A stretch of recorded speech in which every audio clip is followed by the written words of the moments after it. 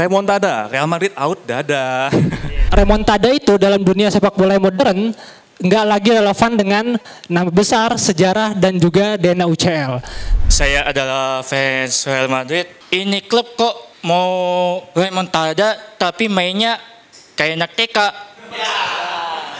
Akan sangat lucu bagi gue kalau ternyata PSG itu bisa melangkah jauh di musim ini. Karena bagi reputasi Mbappe itu menurut gue agak menyakitkan tuh. Bertahun-tahun sama Mbappe, PSG nggak bisa peluang jadi juara. Tapi di musim ini ada peluang masuk final di momen ketika move on dari Mbappe itu menurut gue bakal jadi statement yang besar banget. Ini adalah momentum terbaik gue sebagai fans Arsenal seumur hidup gue. Saat 2009 Arsenal masuk semifinal, gue baru masuk SMP. Hal tersebut bisa terjadi lagi setelah gue udah 6 tahun kerja di Jebret Media. Gila. Gokil. Segitu lama dan segitu jeleknya Arsenal. Gue bangga banget sama Arteta. Gue adalah orang yang percaya dengan romantisme.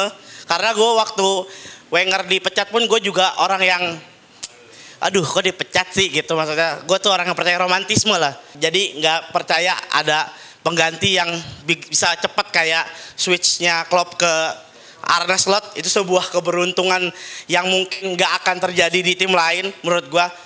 MU pun aduh gak jadi lah. Ini kan ngomongin UCL ya, masa ngomongin MU gak relate. Nah, maaf fans MU gak relate.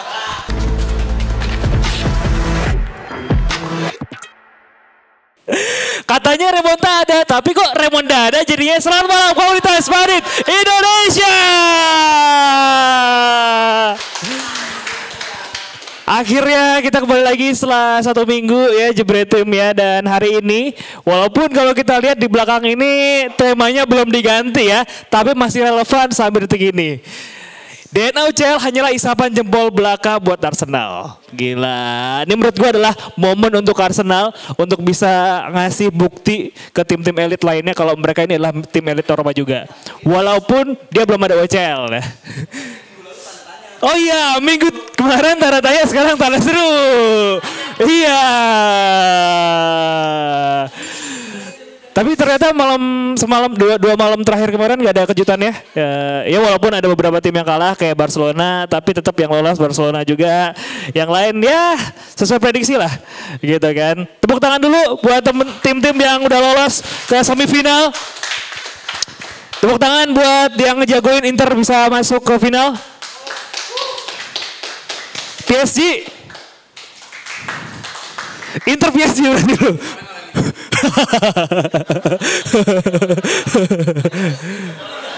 Arsenal, tepuk tangan Arsenal yang ngejagoin. Dua. Inter udah ya tadi ya. Satu lagi Barcelona. Banyak. Jadi menurut kalian final idealnya siapa? Final ideal PSG Barcelona, Arsenal Inter. Kita lihat aja nanti ya. Oke, dan yang pasti buat Jebret Tim jangan lupa untuk setiap Kamis di Pasti Bisa Coffee Pancoran datang ke komunitas Madrid Indonesia karena kita menyediakan fasilitas untuk teman-teman yang pengen ngomongin soal bola, nggak ada tempatnya, di sini tempatnya. Oke, untuk memulai malam kita hari ini kita akan mendengarkan dulu seperti biasa ada sambutan dari Ketua Harian kita Rizal Pahlevi. Tepuk tangan buat Rizal Pahlevi.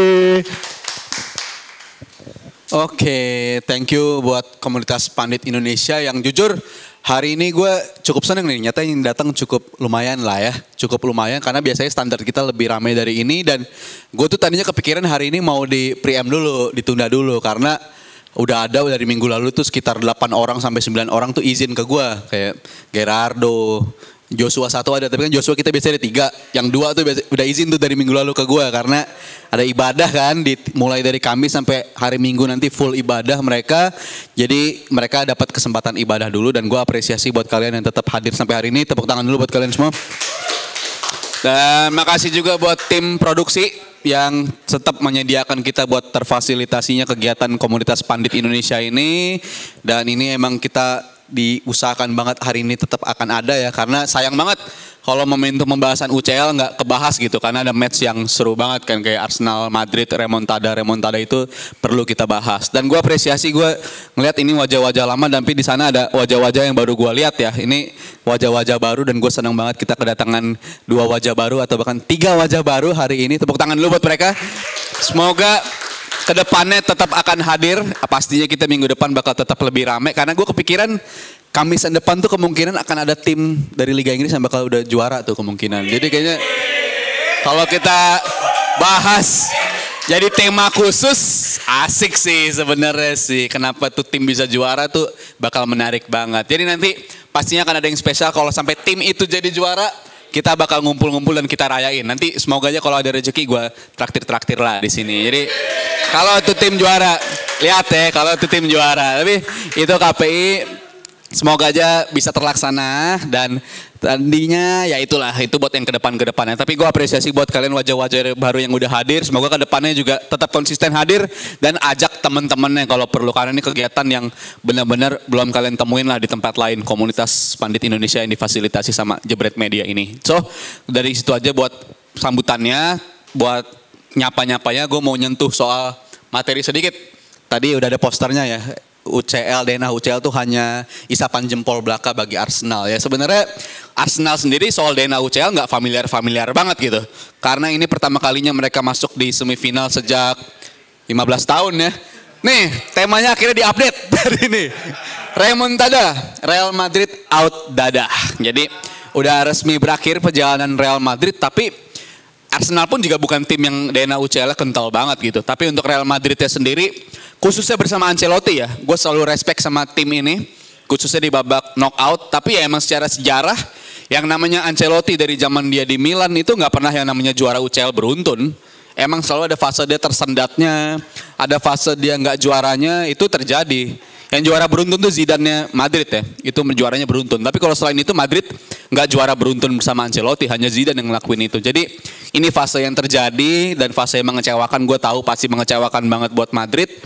Akan sangat lucu bagi gue kalau ternyata PSG itu bisa melangkah jauh di musim ini. Karena bagi reputasi Mbappe itu menurut gue agak menyakitkan tuh. Bertahun-tahun sama Mbappe, PSG nggak bisa peluang jadi juara. Masuk final di zaman UCL versi Covid gitu. Tapi di musim ini ada peluang masuk final di momen ketika move on dari Mbappe itu menurut gue bakal jadi statement yang besar banget. Tapi pertandingan kemarin ya remontada tuh gak akan terjadi kalau nggak ada gol cepat menurut gue. Dan Akbar pasti tahu lah timnya Barcelona korban remontada banyak banget dan selalu ada gol cepat kan. Origi, Zeko dulu selalu ngelakuin itu dan Madrid gak ngelakuin itu. Jadi menurut gue itu momentum yang terbuang dan gak ada remontada untuk hari ini. Madrid resmi tersingkir dan mungkin itu nanti space buat kalian bahas kenapa Madrid gak bisa ngelakuin remontada dan siapa favorit kalian untuk jadi juara UCL di musim ini. Kalau gue masih gak berubah. Dari KPI zaman knockout, waktu ada Liverpool, gue Liverpool dukungnya. Tapi karena udah gak ada Liverpool, gue masih bilang sampai sekarang Inter menurut gue favorit untuk jadi juara. Karena ini tim yang paling komplit dan dari segi pengalaman dari 4 tim ini, 3 musim terakhir mereka yang paling konsisten di Liga Champions. Jadi menurut gue Inter bakal ada di final, lawannya siapa? Ya itu bakal terbuka banget, tapi gue bilang PSG Inter bakal ideal sih kalau dari gue begitu. Kalau dari kalian gimana? Ya nanti kesempatan dari kalian di atas panggung ini. So dari gue segitu aja dan gue balikin lagi ke Dazuf. Thank you semuanya. Yo, tepuk tangan sekali lagi buat Rizal Palevi ketua harian kita. Gue juga mau mengapresiasi juga tadi sama tim produksi ya. Karena ini disebut-sebutin setelah taping DPI dan sebelum SAS. Tetap ada kita. Tepuk tangan dulu dong. Dan juga ada wajah-wajah baru. Nanti mau open mic juga mas? Mau? Oke, masnya di belakang mau open mic juga? Mau? Oke, siap. Nanti kita dengarkan para peserta-peserta baru kita yang udah hadir di Komunitas Pandit Indonesia. Tapi menarik tadi final ideal PSG Inter ya kata Bapak Ketua Harian kita. Kalau emang PSG yang bakal juara, kasihan Mbappe. Dibeli PSG biar PSG juara champion. Tapi ke Real Madrid malah yang juara PSG. Kasihan. Tapi kita lihat aja nanti semua bisa terjadi namanya juga sepak bola ya. Dan kita bakal mendengarkan POV dari pundit-pundit kita di Komunitas Pandit Indonesia. Kita akan mulai dari mungkin yang udah lama nggak kita dengarkan kali ya. Yang sibuk banget nih kayak nih. Dari bajunya udah Konglomerat banget nih. Korporat banget nih, pakai lanyar, batik panjang lagi.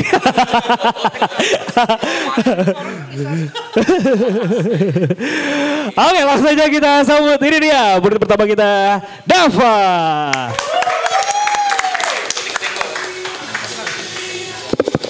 Yap, assalamualaikum warahmatullahi wabarakatuh.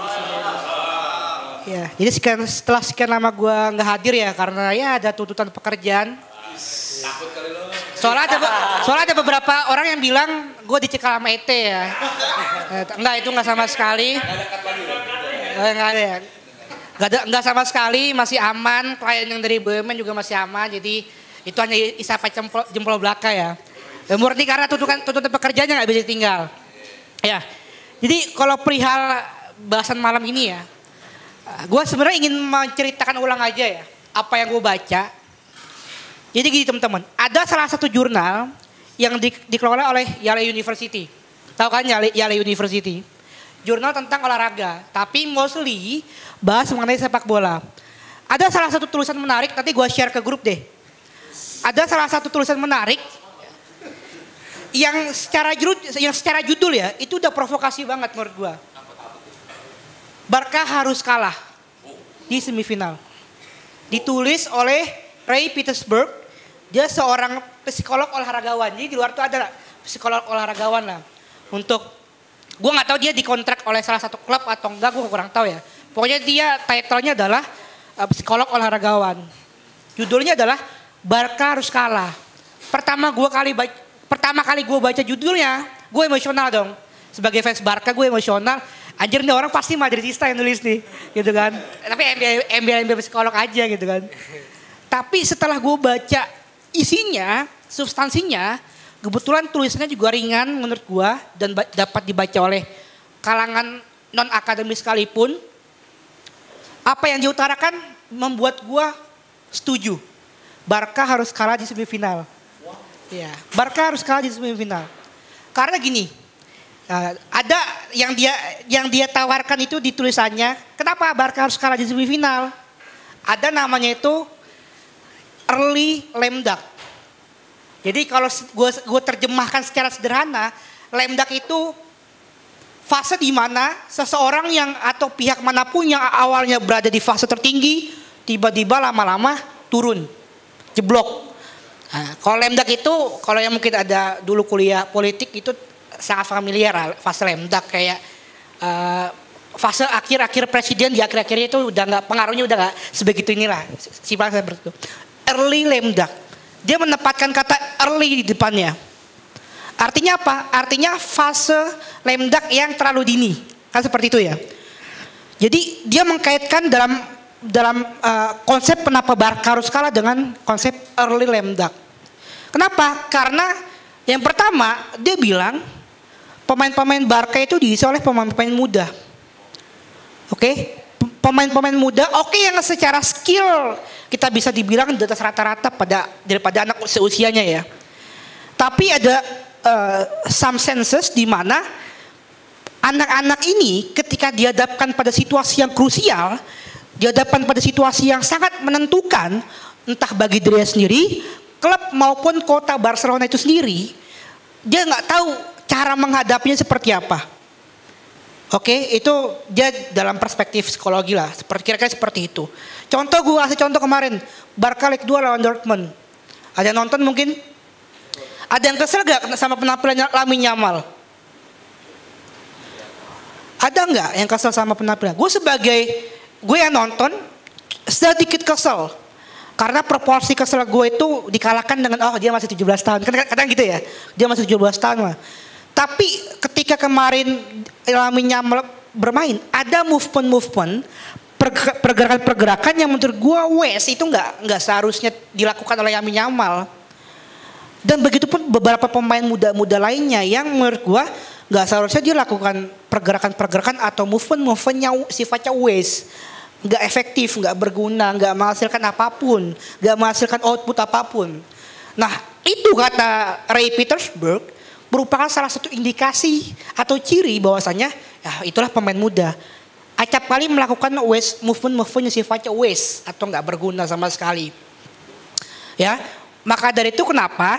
Yang kedua dia bilang, kalau misalkan Barca menang, masuk ke final, entah di final itu juara atau enggak, yang penting masuk final dulu. Kemungkinan besar di next berikutnya Barca akan merosot ke bawah. Kenapa? Karena kecenderungan anak muda, dia secara generalisir kecenderungan anak muda ketika dia sudah mendapatkan prestasi, awards atau pencapaian yang lebih dini daripada yang diharapkan, yang seharusnya dari umur dia itu belum waktunya untuk mendapatkan penghargaan itu. Kecenderungan dia untuk berpuas diri, kemudian untuk leha-leha, kemudian untuk tidak melakukan improvement terhadap dirinya sendiri itu besar.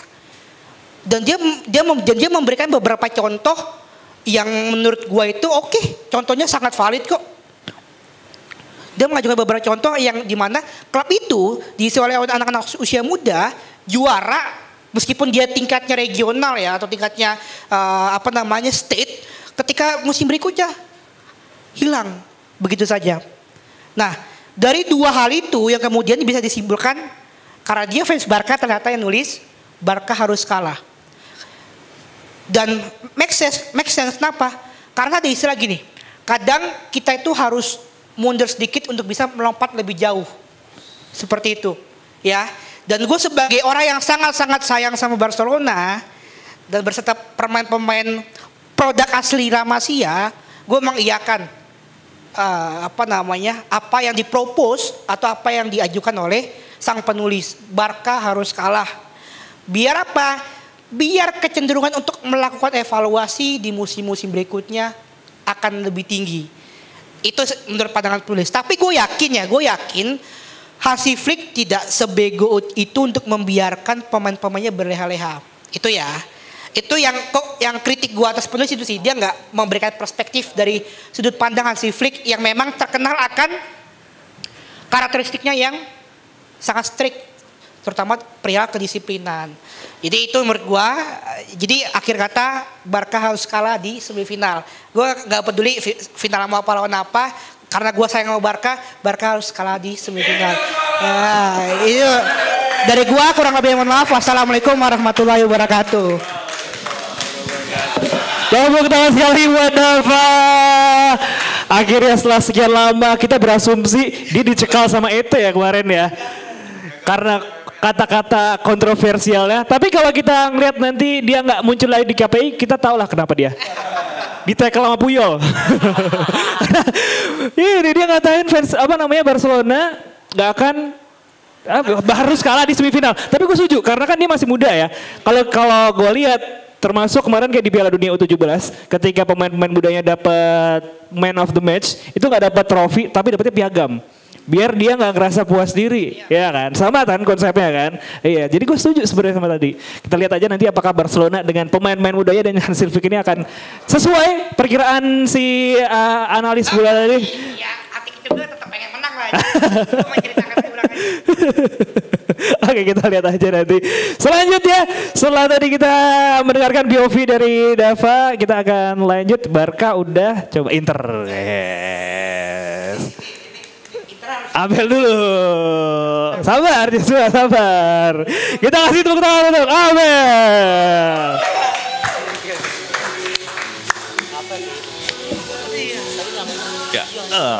Ya, cek. Selamat malam komunitas pandit Indonesia. Sekali lagi salam dari penggendong Serie A.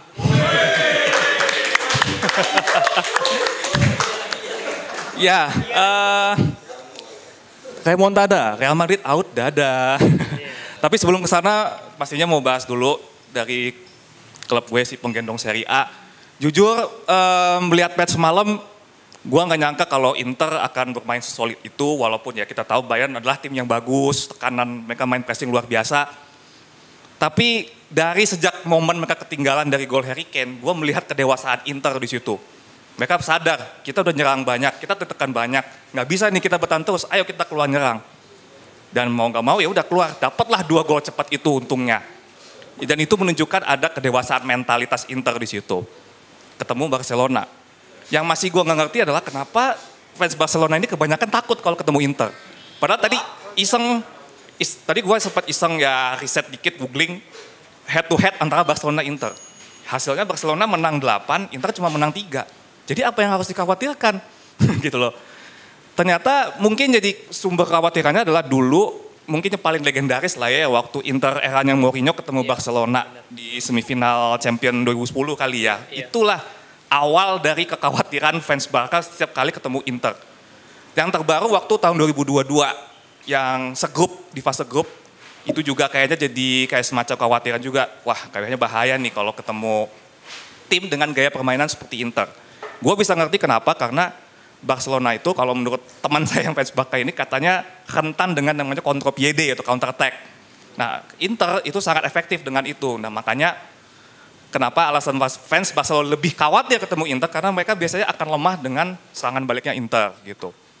Tetapi kalau menurut gue pribadi ketika nanti Barca Inter bertemu ini, gue rasa Inter gak akan yang kayak mainnya kayak era Mourinho banget yang benar-benar bertahan full. Itu pun juga kondisinya waktu itu Inter udah main 10 orang, penguasaan bola juga cuma 14%, syutingnya cuma sekali. Menurut gua kalau di era Simone Inzaghi sih gak akan gitu banget. Minimal banget pasti ada serangan. Cuman mungkin kuncinya adalah yang akan menentukan adalah duel di lini tengah. Itu udah pasti tuh. Jadi siapapun yang menang duel lini tengah menurut gua itu yang akan memenangkan partai antara Barcelona Inter. Gitu sih. As for remontada, ya mau gimana. Gua awalnya juga kayak khawatir juga sedikit, apalagi kan Real Madrid ngegas juga tuh pas gue nonton sedikit sambil mantau Inter Bayern.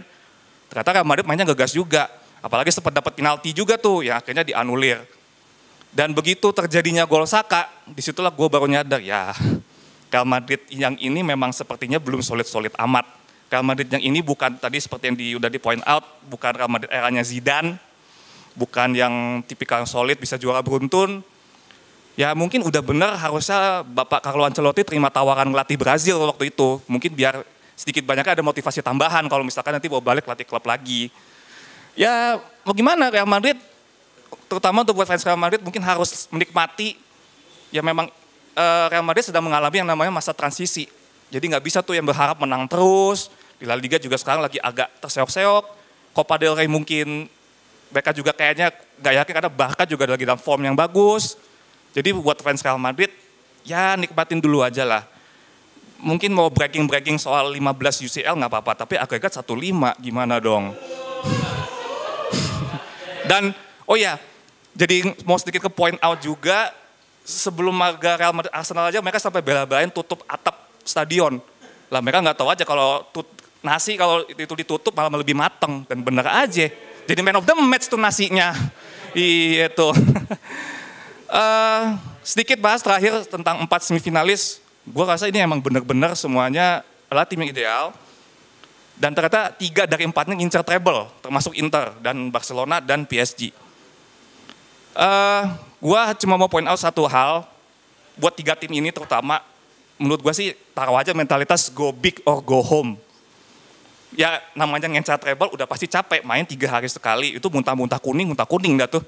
Gitu, jadi semoga semifinal Liga Champions ini adalah yang terbaik dan semoga bisa menghasilkan pertandingan yang seru dan gue berharap Inter bisa mulai sejarah 15 tahun lalu mungkin asik kali ya. Biar Serie A makin naik gitu namanya. Oke, itu aja dari gue, thank you. Yo, tepuk tangan sekali buat Abel.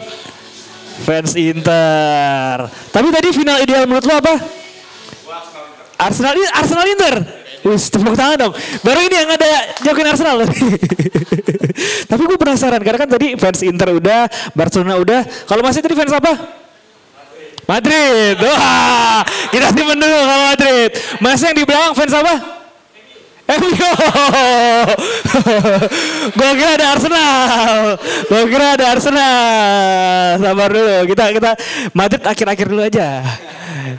Karena gongnya di akhir gitu. Coba kita dengar dari fans Barca lagi dulu kali ya. Oke, kita sambut dengan jersey yang udah. Tanda tangan siapa tuh? Puyol, siap.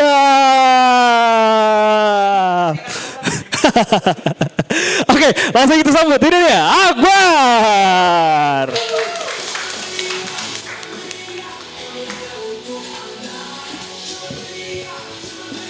Oke, selamat malam KPI.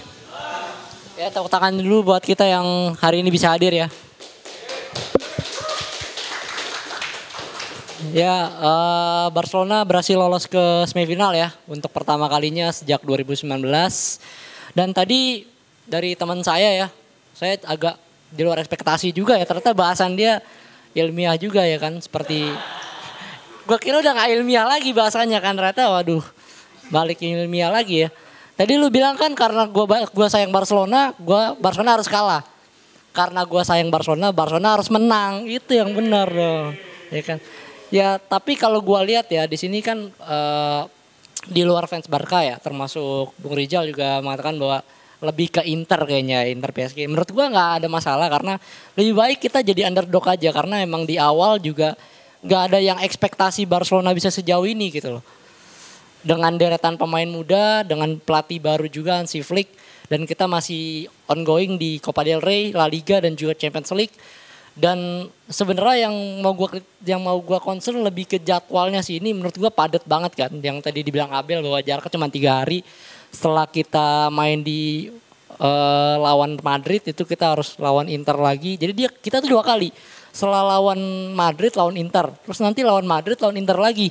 Jadi benar-benar padat banget jadwalnya, dan benar yang dibilang tadi sama Dava sebenarnya bahwa di laga melawan Dortmund beberapa main ya seperti Lamine Yamal ya, dia baru 17 tahun melakukan aksi yang luar biasa di musim ini. Dia bisa jadi salah satu yang terbaik lah di antara Lewandowski dan Rafinha. Tapi itu tadi bahwa terkadang tuh Lamine Yamal itu secara skill dribbling dia bagus, tapi kadang decision untuk dia melakukan pergerakan tuh kadang suka nggak tepat gitu loh. Kadang harus dia ngoper tapi dia malah melakukan penetrasi, dan beberapa belakangan ini kan dia juga di profil Instagramnya juga ganti ya untuk memotivasi dia, kayak dia punya mission, gua nggak tahu misinya mungkin untuk raih treble atau apa. Tapi ya ini tadi bahwa darah muda, pemain muda mungkin emosionalnya itu masih tinggi banget. Jadi gimana caranya supaya dia bisa perform ya, harapan gue yang menjadi concern dari Hansi Flick adalah gimana caranya dengan Balde cedera, kemudian juga Inigo kemarin gak main. Harapan gue sih Inigo bisa main lawan Dortmund karena Araujo menurut gue kacau banget untuk sistem di lini pertahanan Hansi Flick sekarang ya. Bahwa dengan high defense dan juga offset trap dia berapa kali gagal gue perhatiin gak bisa ngikutin Kubarsi juga. Jadi ini yang menjadi concern, harapan gue ini gue bisa main. Dan lawan Inter kenapa kita agak takut? Gue udah bilang bahwa gue lebih berharap lawan Munchen daripada lawan Inter. Karena kita tahu bahwa Italia ini kan identik dengan kekuatan pertahanannya, defense-nya. Dan menurut gue mungkin gak akan sama persis kayak era 2010. Tapi kalau gue lihat bahwa sistem permainan kedua ini kan berbeda ya. Barcelona positioning ball, benar-benar nguasain permainan. Inter dengan Italinya cenderung lebih defense, main counter. Nah ini yang gue worry. Ketika Barcelona kasihkan menyerang, deadlock dengan lini pertahanan Inter, kena counter, habis. Dan itu yang kejadian berapa kali musim ini melawan tim-tim deadlock di La Liga tuh Barcelona kayak gitu. Lawan Leganes, lawan Real Betis, itu kebobolannya tuh dari serangan-serangan balik. Dan gue sebenarnya agak keselnya adalah Barcelona ini main di home duluan lagi. Karena menurut gue lebih prefer kita main away dulu, at least kita bisa curi poin. Di home kita bisa lebih enak lah, lebih enjoy. Tapi kalau kita main home dulu, apalagi lawannya Inter punya pertahanan solid, gue nggak yakin bisa 4-0 lawan Dortmund sih. At least 1-0, 2-1 aja gue udah bersyukur banget kan lawan Inter. Yang penting menang dulu deh gitu loh. Leg kedua urusan belakangan. Kalau kita ngeliat kejadian kemarin kita udah unggul 4-0. Untungnya defisitnya 4 gol. Kalau enggak bisa terulang lagi tragedi Liverpool, tragedi Roma, Atletico Madrid. Itu makanya kok aduh untung 4-0 ini. Kalau enggak comeback lagi bisa-bisa kan. Tapi ya harapan gue Barcelona bisa lolos ke final walaupun menurut gue agak cukup berat. Karena Inter sekarang juga gue tahu situasi kita sama, jadwal padat juga. Inter juga masih berpotensi raih treble, begitupun juga Barcelona. Jadi sebenarnya ini gimana pinter-pinteran Hansi Flick bisa merotasi pemain, bisa membuat fitness pemain itu maksimal di setiap laganya karena menurut gua ini udah kepala tanggung, lu udah punya peluang treble, jangan sampai mana nih yang lu prioritasin nih. Kalau La Liga aja, kalau Copa aja karena udah di final kan. Kalau UCL aja. Jangan lu tiga-tiganya lu maksimalin tapi nggak mumpuni pemain-pemain lu dengan match fitness dan lain-lain, akhirnya hilang semua gitu loh. Karena kan di La Liga jarak 4 poin tapi pertandingan masih panjang. Di final pun juga gambling, kita nggak tahu bisa menang lawan Madrid atau enggak walaupun kita menang 2 kali lawan mereka juga. Jadi intinya Hansi Flick harus bisa memaksimalin pemain yang ada, maksimalin laga sisa yang ada, harus bisa atur strategi yang tepat menghadapi Inter Milan yang mungkin menurut gua akan cenderung bertahan. Itu yang jadi concern karena satu lagi poin gua adalah bahwa tidak adanya Pedri sangat amat berpengaruh. Sangat berpengaruh. Itu lini tengah benar-benar nggak bisa berjalan lah lawan Dortmund kemarin. Jadi harapan gue Barcelona lawan Inter bisa full team. Inigo balik lagi, Pedri balik lagi, paling minus Balde. Jadi kalau final menurut gue kemungkinan Arsenal Madrid ulangan 2006. Arsenal. Kan jadi salah gue. Barcelona Arsenal 2006 akan terulang lagi. Oke, itu dia dari gue. Terima kasih. Yoi, tepuk tangan buat Akbar. Di depan berjajar 2 fans Barca yang analisanya berbeda ya. Tadi yang satu analisanya Barcelona harus ke arah di semifinal, kalau satunya masuk final ya. Oke, kita lihat aja nanti. Lanjut aja kita. Kalau tadi kita udah dengar pandit-pandit lama, coba kita dengar dari peserta baru kita kali ya. Mau siapa dulu nih? Pandit tadi dulu, kita simpan dulu buat adik-adik. Masnya mau? Ayo, Mas siapa namanya? Mas Faris. Banyak mau ditemenin? Mau ditemenin. Oke, langsung aja kita sambut. Ini dia, Mas Faris. Cik. Thank you. Cek. Selamat malam semuanya. Salam kenal, gue Faris dan ini pertama kalinya gue datang ke KPI dan thank you. Dan karena pertama kali gue datang, sebetulnya ini momen yang udah gue tunggu cukup lama, gitu ya. So thank you buat Jebret Media, buat Pasti Bisa Coffee karena udah nyediain tempat buat gue dan buat teman-teman semuanya untuk ngobrolin soal sepak bola secara ringan dan nyaman, gitu ya. Oke, kita masuk ke dalam topik pembahasan remontada gitu ya. Gue akan mulai dengan satu kalimat yang simple. Jadi remontada itu bukan sesuatu yang lu bisa panggil kapanpun dan semau lu. Gitu. Dan tadi malam itu dibuktikan. Madrid punya sejarah, punya nama besar. Kalau di sini disebutnya DNA UCL gitu ya.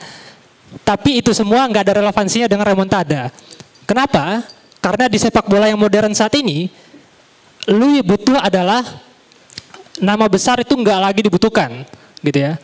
DNA UCL nggak dibutuhkan, tapi yang lu butuhkan adalah bagaimana lu memainkan sepak bola yang berani, memainkan sepak bola yang disiplin dan fokus sampai akhir. Dan Madrid nggak melakukan itu semua semalam, gitu ya. Dan kalau kita lihat bagaimana dari pertandingan leg pertama berjalan sampai kemudian menjelang leg kedua, narasi soal remontada itu selalu dibuat, selalu disuarakan, sehingga mungkin ada sebagian fans yang terbuai dengan narasi tersebut gitu ya, sampai kemudian akhirnya membangun ekspektasi yang cukup tinggi soal remontada ini. Tapi realitanya adalah hal itu nggak kejadian gitu ya. Ini makin menguatkan satu statement gue bahwa remontada itu dalam dunia sepak bola modern nggak lagi relevan dengan nama besar, sejarah dan juga DNA UCL gitu. So masuk ke pertanyaan berikutnya adalah kenapa kemudian Madrid bisa kalah 2 kali sampai kemudian gagal masuk ke babak berikutnya? Menurut gue, Madrid itu adalah salah satu tim terbaik secara kualitas. Mereka punya Mbappe, Vini dan lain sebagainya. Gue harus akuin itu, one of the best team in the world saat ini gitu ya. Tapi masalahnya memang bukan di kualitas. Masalahnya adalah soal bagaimana mereka gagal untuk mengeksekusi taktik dan juga beradaptasi dengan taktik lawan gitu. Jadi yang mereka lakukan adalah mereka sangat tumpul di lini tengah, mereka nggak ada kreativitas, yang mereka lakukan adalah crossing dari kiri dan ke kanan, dan itu yang disampaikan oleh Thibaut Courtois, mereka terlalu banyak melakukan crossing, minim kreativitas, dan mungkin itu semua terjadi karena mereka terbuai sama narasi remontada, gitu ya. Itu yang membuat mereka mungkin juga tidak menyiapkan plan B, mereka main tanpa arah, dan hasilnya mereka tidak bisa melakukan banyak hal di dua leg, home and away. Dan untuk Arsenal, kenapa kemudian Arsenal bisa menang 2 kali dan lolos ke babak berikutnya?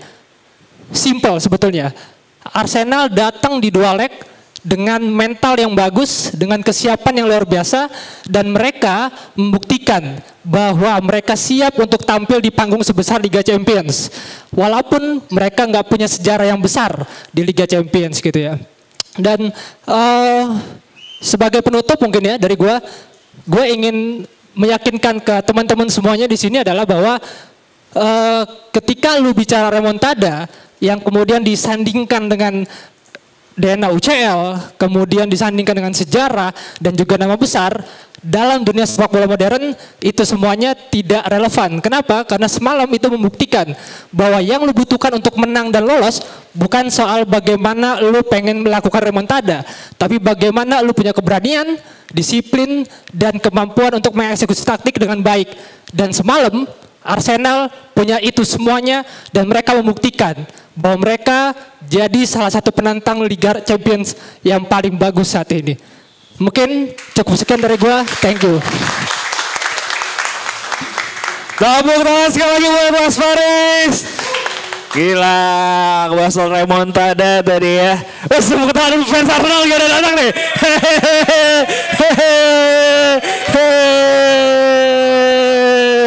Nanti Bang Abra katanya tadi udah bilang ke gue, nanti gue maju deh. Kita denger nanti. Tapi gue apresiasi juga dari Mas Faris akhirnya pertama kali kedatang KPI dan langsung ngasih argumennya soal sepak bola di sini, karena emang kita bahas buat teman-teman Jebret Tim yang pengen atau punya unek-unek soal sepak bola atau merasa punya pengetahuan lebih soal sepak bola dan pengen nge-share ke teman-teman yang ada di sini, karena kita juga ada ditayangkan juga di YouTube Jebret Media. Jangan lupa untuk datang di Pasti Bisa Coffee Pancoran setiap hari Kamis jam 7 malam. Kalau tadi udah ngebahas soal remontada, kita dengar POV dari fans Real Madrid dulu. Asik. Mas siapa tadi namanya? Mas Faiz. Oke, langsung aja kita sambut. Ini dia Mas Faiz. Cik.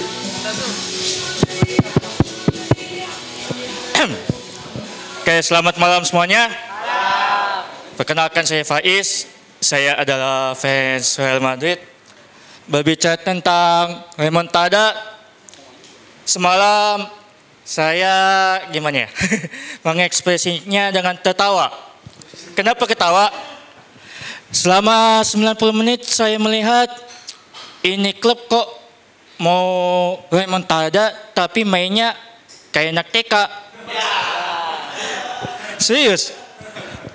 Mau nyerang nanggung, bertahan juga nanggung.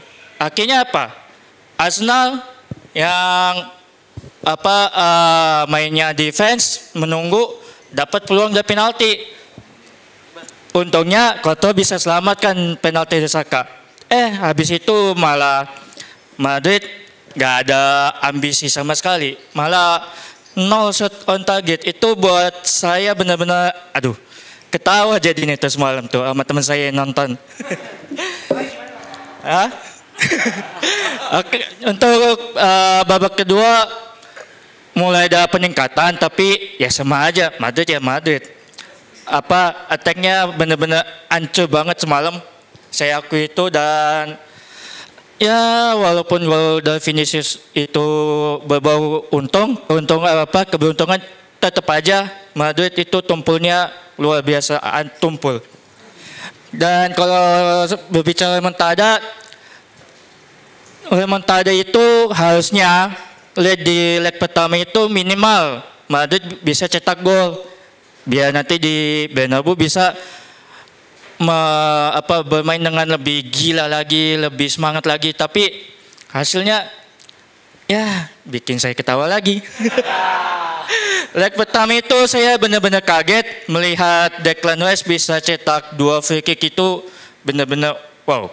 Padahal saya beberapa kali nonton Arsenal main, Declan Rice jarang banget ngambil free kick. Tapi pas lawan Madrid, saya nggak tahu Declan Rice kerasukan apa.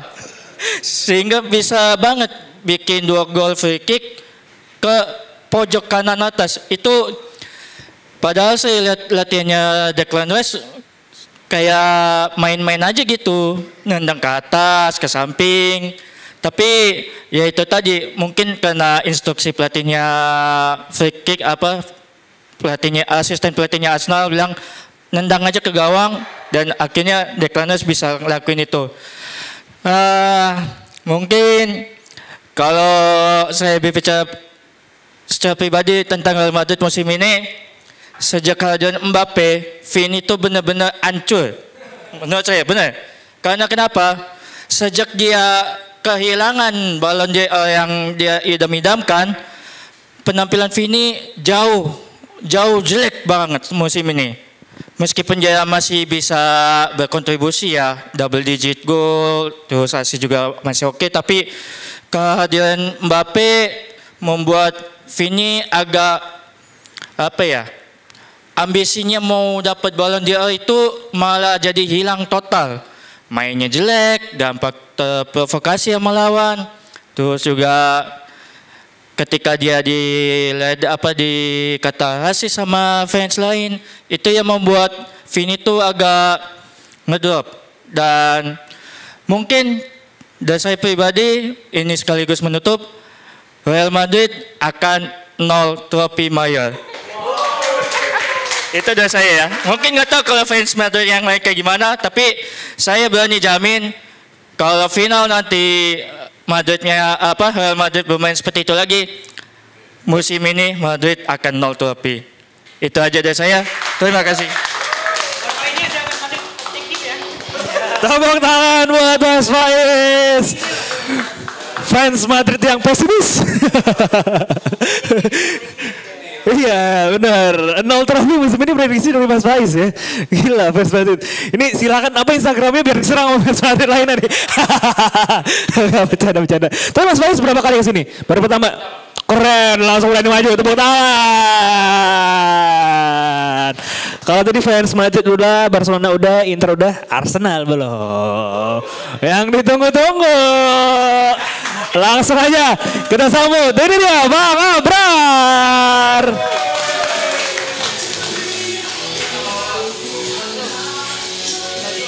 Malam semuanya. Mas Faiz. Mending di rumah Mas. Saya kasih tahu. Pakai berani datang ya Mas Faiz.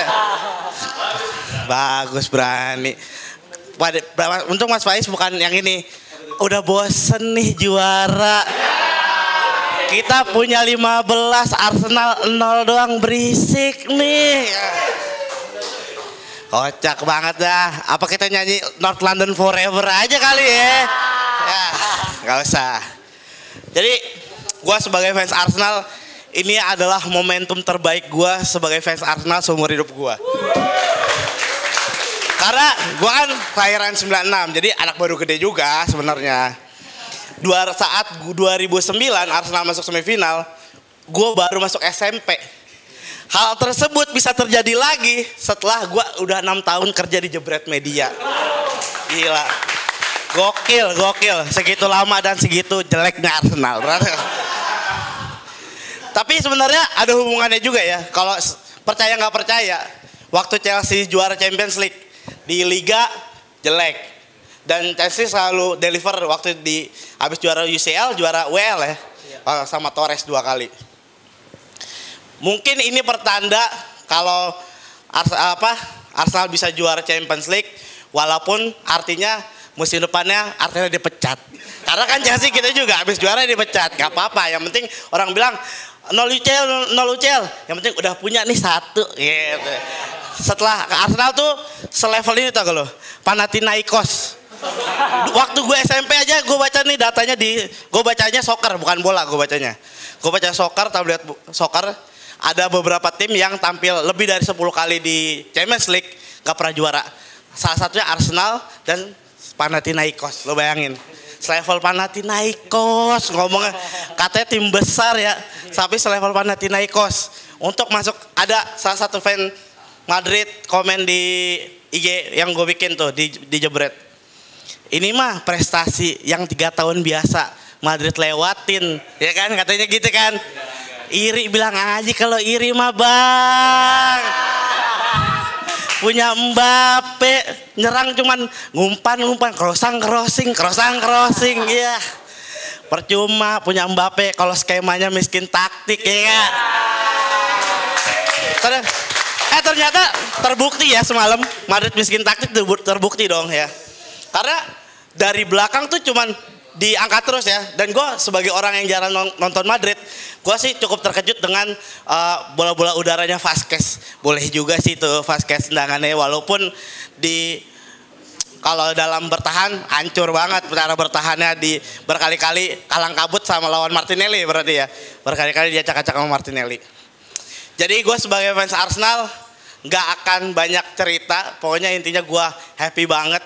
Gue bangga banget sama Arteta. Gue adalah orang yang percaya dengan romantisme. Karena gue waktu Wenger dipecat pun gue juga orang yang, aduh kok dipecat sih gitu, maksudnya gue tuh orang yang percaya romantisme lah. Gue juga jadi gak percaya ada pengganti yang bisa cepat kayak switchnya Klopp ke Arne Slot. Itu sebuah keberuntungan yang mungkin gak akan terjadi di tim lain menurut gua. MU pun aduh gak jadi lah. Ini kan ngomongin UCL ya, masa ngomongin MU gak relate. Nah maaf MU gak relate. Iya pokoknya intinya gitu, gua happy banget. Gua semalam belum tidur nih habis nonton UCL. Gua baru pulang jam 2 sampai rumah langsung nonton UCL. Terus gue belum tidur, nggak bisa tidur sampai pagi. Saking happynya, adrenalin tuh terpacu. Akhirnya gue siang makan ketiduran. Kerja jadi telat kerjanya karena adrenalin itu. Jadi ini adalah sebuah momentum yang perlu dirayakan oleh fans Arsenal. Lu nggak usah pikirin entar nggak juara, bodoh amat. Pokoknya kita udah menang lawan Madrid, si Raja UCL. Makasih semuanya. Ya. Cek. Oke, tepuk tangan sekali buat Bang Abrar. Akhirnya. Tapi buat fans Arsenal selamat merayakan. Karena kata siapa ya kemarin ya? Yang baru kali ini Arsenal bisa sampai bulan April. Erik ya. Jarang-jarang. Arsenal bisa sampai bulan April ya. Biasa Januari, Februari udah hilang gitu kan. Jadi selamat merayakan dan udah di Premier League gitu aja biar minggu depan kita ditraktir sama Pak Ketua Harian. Semoga ada juara. Oke, kita lanjut ke menit kita berikut ya. Joshua mau? Siap? 1000% siap. Oke, langsung kita sambut ini ya Joshua. Shalom, Om Swastiastu, Assalamualaikum warahmatullahi wabarakatuh.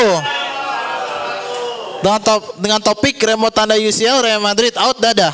Nah, Real Madrid ini kalau 3 tahun lalu 2 trofi UCL udah diterima tuh Madrid, tapi sekarang Madrid udah selesai. Sejak percuma lu beli Mbappe buat apa? Buat gelar Liga Champion, tapi gelar Liga Champion pupus. Nah, tapi harapan Liga Champion pupus. Nah, Real Madrid gak ada harapan, 0 trofi. Nah, kalau Real Madrid tanpa trofi, jelaslah Arsenal udah ke final. Saya bukan penggemar Madrid, saya bukan Arsenal, tapi Inter Milan. Nah, tapi saya nontonnya cuma detik terakhir Inter sama Bayern. Tapi pelatih Inter Milan itu lagi ancang-ancang banget. Si Inzaghi, Taremi, terus kemudian Lautaro Martinez pada pawai tuh Inter ke semifinal. Wah, Inter ke semifinal udah berapa lama tuh lawannya Barca. Biarkan Barca kalah, biarlah tiket UCL milik Inter dan sekaligus juara. Forza Inter. Nah, Inter ini mulai dikenal itu dia puasa trofi itu sejak 2010 dari eranya Jose Mourinho. Terus 1 dekade puasa trofi, akhirnya dikasihlah ke Antonio Conte, Inzaghi. Tapi musim ini Inter akan menang di leg pertama, menang di Spanyol dulu. Udah lama Inter gak menang di Spanyol, tapi leg kedua seri Scudetto sudah dapat. Tinggal Coppa Italia, habis Coppa Italia Inter yuk bebenah untuk ambil tuh trofi UCL. Saya John Joshua, terima kasih. Hidup Joshua. Tepuk tangan sekali buat Joshua. Forza Joshua. Mantap Jos. Lanjutkan. Oke, kita langsung aja lanjut karena ini terakhir. Sebelum kita tutup, nanti kita akan sambut ini dia peserta terakhir kita. Ada yang mau terakhir? Apa nih? Pak Ismail siap? Oke, ini dia yang selalu memberikan argumen-argumen yang selalu muda, walaupun usianya enggak. Langsung aja kita sambut. Ini dia, Pak Ismail.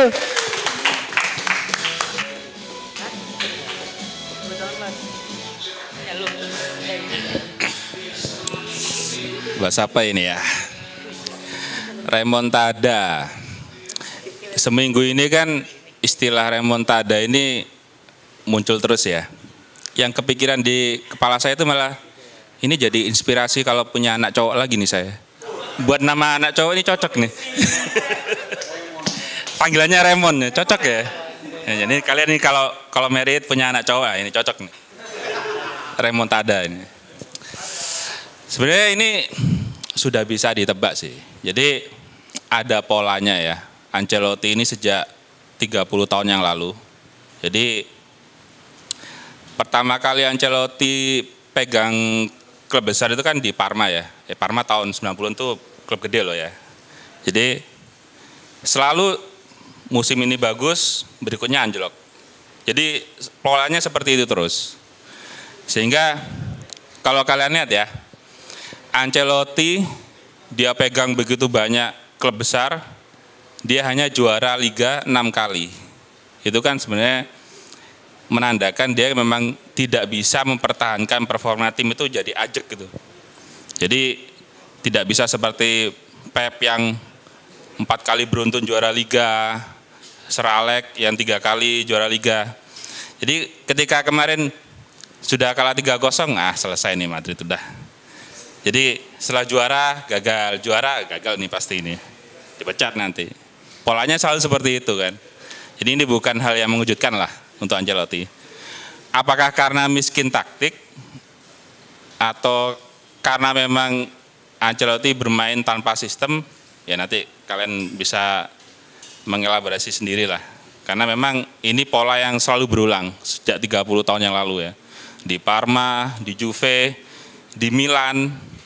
Milan dengan tim yang se-powerful itu hanya 2 kali juara Liga Champion. Kalau menurut saya sih harusnya sih 4 atau 5 kali itu. Zamannya Pirlo, Sidorf dan segala macamnya itu. Ya karena Ancelotti tidak bisa mempertahankan performa tim itu stabil gitu untuk berapa musim berturut-turut. Terus apa lagi nih?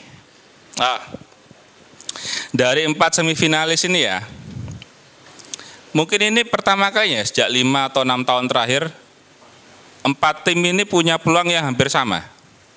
Jadi belum kelihatan siapa yang mau juara ini. Kalau kemarin-kemarin kan kita udah bisa nebak ya.